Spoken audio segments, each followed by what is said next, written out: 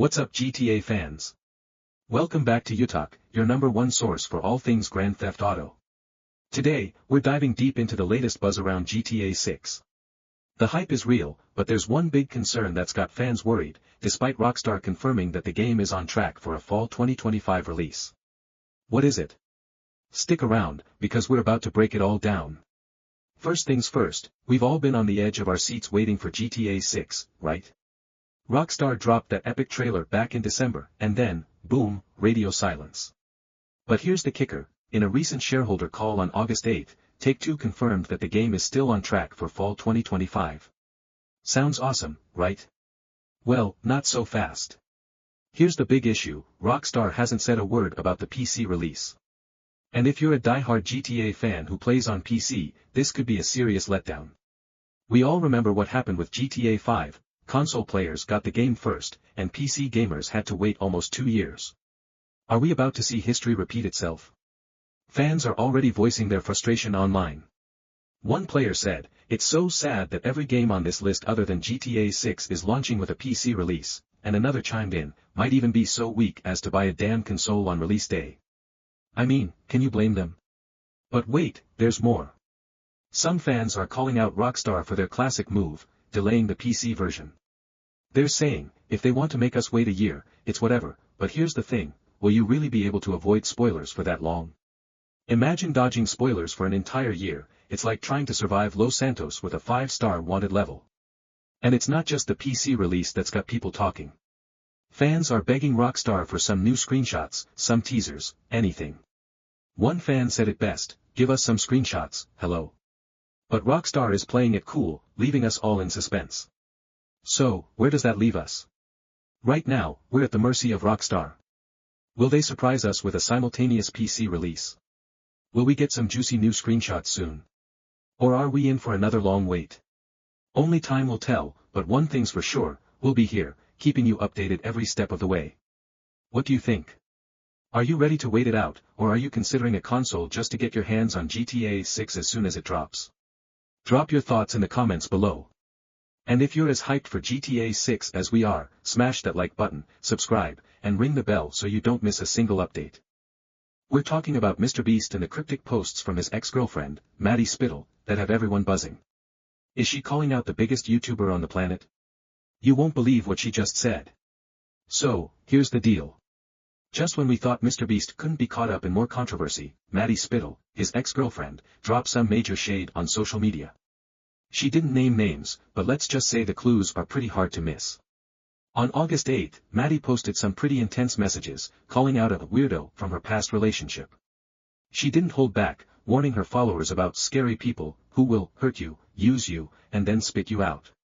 And yeah, it doesn't take a detective to figure out who she might be talking about.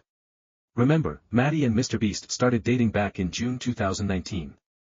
They had some pretty public moments, like that time MrBeast surprised her with 100,000 roses. But fast forward to 2022, and they quietly split. Now, with all the accusations flying around MrBeast, including some seriously disturbing ones about his team, fans are putting 2 and 2 together. Could Maddie's weirdo be the internet's biggest philanthropist? But here's where it gets even more interesting. After her Instagram story, Maddie took to Twitter to double down. She said, and I quote, 3 years away from that weirdo, my skin is clear, my relationships and friendships are flourishing, I'm frolicking in a field, and then she added, I'm not putting myself through that *T again. That's a pretty strong message, don't you think? So, what do you guys think? Is Maddie really talking about MrBeast here?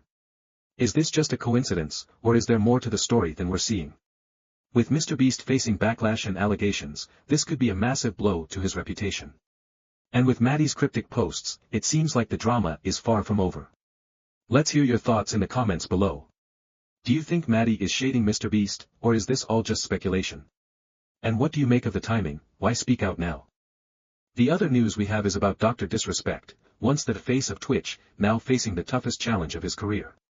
His numbers are plummeting, fans are turning away, and his future as a top streamer is hanging by a thread. But is a comeback on the horizon? Let's get into it. Dr. Disrespect, the man who once ruled the streaming world with his over-the-top persona and high-energy streams, has been MIA for weeks after admitting to sending inappropriate messages to a minor back in 2017. Since then, he's been on vacation, but the internet hasn't forgotten, and neither have his fans. Let's talk numbers. Since revealing the reason behind his mysterious 2020 Twitch ban, the doc has been bleeding subscribers at an alarming rate. In just 30 days, nearly 20,000 subscribers have left his YouTube channel, with the worst day seeing a loss of 10,000 subs. And it doesn't stop there, his views have plummeted by 68%, and YouTube has fully demonetized his channel. Ouch. But that's not all. Over on Twitter, it's been the longest stretch of follower losses for Dr. Disrespect in years. After losing over 12,000 followers in June alone, it's clear that the backlash is real. And when we look at the sentiment on social media, the picture gets even bleaker. According to Dexerto's research, negative mentions about the doc spiked by 135% during the week he admitted to the allegations. However, Dr. Disrespect isn't one to go down without a fight. He's been teasing a comeback, posting cryptic images and changing his headers on social media. His latest move? A chessboard image that got 114,000 likes and nearly 53 million views. It seems like the doc is ready to make a move, but will his fans stick around for it? The big question is, what's next for Dr. Disrespect? Will he return to YouTube, try to strike a deal with Kick, or maybe even launch something entirely new? One thing's for sure, his road to redemption won't be easy. Losing followers, sponsors, and even some of his closest streaming friends has put him in a tough spot. But as the doc himself said, "I'm not going anywhere." So, what do you think? Can Dr. Disrespect bounce back from this scandal, or is his streaming empire crumbling for good? Let us know your thoughts in the comments below. We're diving into a groundbreaking case that could change the way we use social media forever. A 24-year-old man from Montreal is suing TikTok, YouTube, Reddit, Instagram, and Facebook for being too addictive. Yeah, you heard that right. Now, we've all heard about the dangers of social media, how it's designed to keep us scrolling, liking, and sharing for hours on end. But this lawsuit is taking things to a whole new level. The man behind it says these platforms aren't just addictive, they're designed to mess with our brains and make us dependent on them. According to the Montreal-based law firm Lambert Avocats, these apps are built to trigger dopamine release in our brains, making us crave that next like, comment, or share. And that's not all. The lawsuit claims that this addiction is hurting people's productivity, sleep, and even how they see themselves. Think about it, how often do you find yourself mindlessly scrolling through TikTok or checking Instagram when you should be working, studying, or even sleeping? This isn't just a minor distraction. For some, it's a real problem, and now, it's a legal one. In 2024 alone, humanity as a whole is expected to spend a staggering 500 million years worth of time on social media. Let that sink in for a moment, 500 million years. This lawsuit is arguing that this isn't just a few people struggling, it's a global issue affecting everyone. And it's not just adults. Over half of Canadian kids aged 7 to 11 are using social media, and it's raising serious concerns about their health, safety, and education. For school boards in Ontario are already suing TikTok, Meta, and Snapchat, claiming these platforms are disrupting the education system. We're talking about a potential $4.5 billion lawsuit here. But here's the big question, will this lawsuit actually change anything? Can one man's fight against these tech giants make a difference, or is it just the beginning of a much larger battle? And what does it mean for the rest of us? Could this be the wake-up call we need to rethink how we use social media? I want to know what you think. Are these apps really too addictive, or is it up to us to control how much we use them? Do you think this lawsuit has a chance of winning? Drop your thoughts in the comments below, let's get a conversation started. We're talking about an alleged assassination plot, yes, you heard that right, at a chess tournament in Russia. This story is wild enough to make Netflix's The Queen's Gambit look like child's play. On August 2nd, at the Dagestan Chess Championship, something truly unbelievable happened. A 40-year-old Russian chess player, Amina Abakarova, was caught on camera allegedly poisoning her rival's chess pieces. This isn't some fictional plot twist, this is real life. According to reports, Abakarova was seen asking staff if the security cameras were working. When she was told they weren't, she allegedly poured a gray powder, believed to be mercury from a thermometer, onto the board. But that's not all. She reportedly used one of the chess pieces to smear the poison, then walked away as if nothing had happened. Later that day, her opponent, Umaghanat Osmanova, sat down to play, completely unaware of what had been done. Within minutes, she began to feel severe dizziness and nausea. Medical professionals were called in, and it was determined that she had been poisoned. The entire tournament was thrown into chaos as officials scrambled to figure out what happened. Here's where things get even crazier. The CCTV footage was reviewed, and Abakarova was detained by the police.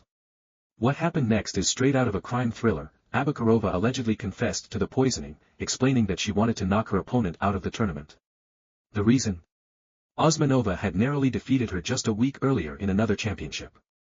Abakarova is now facing serious charges, including intentional infliction of bodily harm, and could be looking at up to 3 years in jail if convicted. The chess community is in shock, with many questioning how someone so experienced could resort to something so extreme. As Dagestan's Minister of Sport, Sazida Sazadova, said, this could have ended in tragedy for everyone involved. The chessboard is supposed to be a battlefield of the mind, not a literal one. But here's the amazing part, Osmanova didn't let this stop her. Despite feeling unwell, she pushed through and ended up placing second in the tournament. Talk about a true competitor. This isn't the first time the chess world has been rocked by controversy, but it's definitely one of the most shocking. From cheating allegations to now an alleged poisoning, it seems like the chessboard has become a battleground in more ways than one. I want to hear your thoughts. What do you think about this insane turn of events? Is this the most dramatic thing you've ever heard in chess? And do you think the chess community will ever be the same after this? Drop your comments below and let's get this discussion going. Thanks for tuning in to UTalk. If you're as stunned by this story as we are, make sure to smash that like button, subscribe for more unbelievable stories, and hit the notification bell so you never miss an update. This is one chess game we'll be watching closely. See you in the next video.